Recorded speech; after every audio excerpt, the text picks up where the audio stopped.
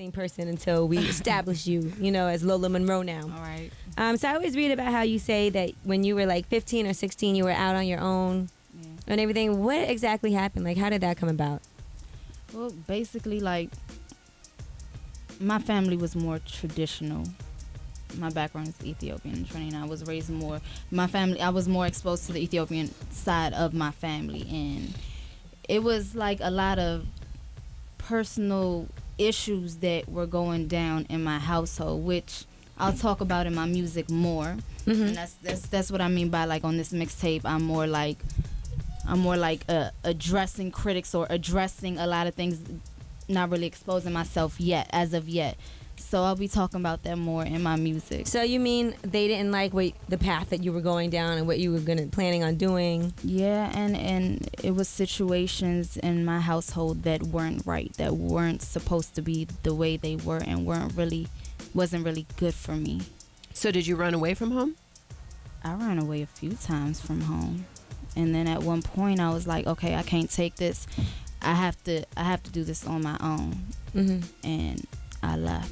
Well, who was in your home that you were? Who did you grow up with? Like, who were you living with? I was living with my mother, my father, and my little brother. Okay. So where did you go when you left home? Who'd you live with? My aunt.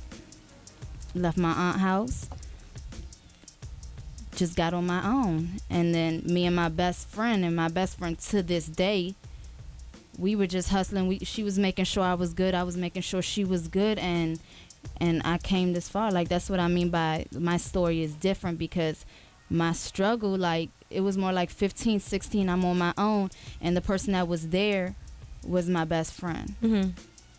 Like, the Ethiopian culture is so serious that my aunt, that was like my second mother, turned her back on me, like, totally, to this day, because I lost my virginity to somebody that I was in love with. And how did she know that?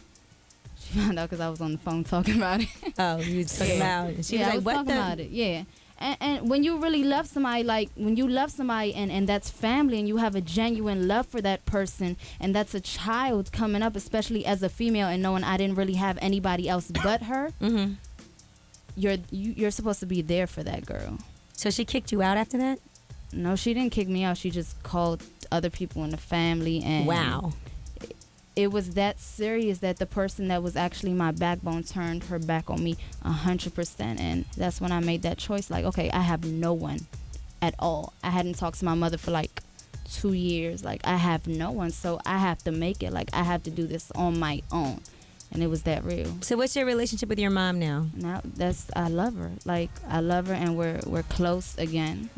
So what about your aunt? Love for her. She hasn't talked to her. She still hasn't talked to me. So we're not talking, and I'm good because I came this far. That's why I say, like, regardless of, I don't have to have millions in my bank account, and I don't have to have the cars and the clothes and none of that. I feel like coming this far from everything that I experienced in life, I feel like I'm the wealthiest, blessed person in the world. Like, I'm okay.